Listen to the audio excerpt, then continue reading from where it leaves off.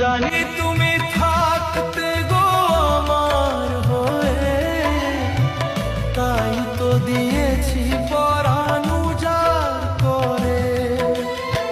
সেদিনের সে কথা আইজো মনে পড়ে, সেদিন